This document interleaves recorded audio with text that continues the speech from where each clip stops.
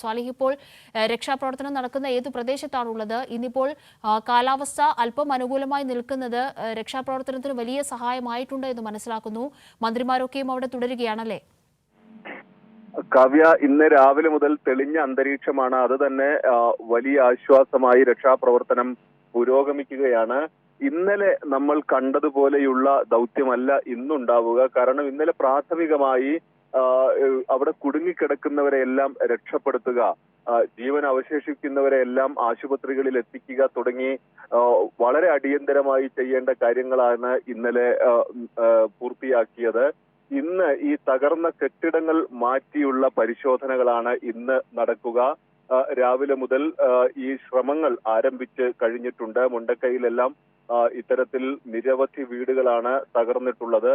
ഈ വീടുകൾ മണ്ണ് മാറ്റി, ഈ കോൺക്രീറ്റ് കെട്ടിടങ്ങളൊക്കെ മാറ്റിയുള്ള പരിശോധനകളാണ് ഇന്ന് രാവിലെ മുതൽ ആരംഭിച്ചിട്ടുള്ളത്. സൈന്യവും NDRFന്റെ സംഘവും എല്ലാം സംയുക്തമായി പരിശോധനയ്ക്ക് നേതൃത്വം നൽകിക്കൊണ്ടിരിക്കുകയാണ്. ഈ താൽക്കാലിക പാലം ഇന്നലെ നിർമ്മിച്ചിരുന്നത് കൊണ്ട് തന്നെ കൂടുതൽ പേരെ ആശുപത്രികളിലേക്കും മറ്റും എളുപ്പത്തിൽ മാറ്റാൻ സാധിച്ചു. അതുപോലെ തന്നെ ഇന്ന്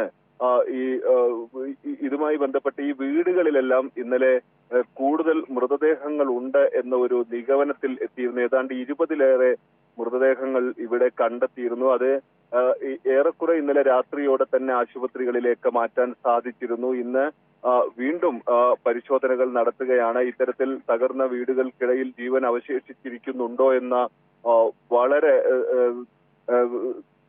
പരിശോധനകൾ ഇന്ന് നടന്നു വരുന്നുണ്ട്. ഇതിൽ പ്രധാനമായി സൈന്യത്തിന്റെ തന്നെയാണ് സഹായം തേടുന്നത്. ഇന്നലെ ഈ ഗതാഗത സംവിധാനം പുനഃസ്ഥാപിച്ചത് വലിയ ആശ്വാസമായിട്ടുണ്ട്.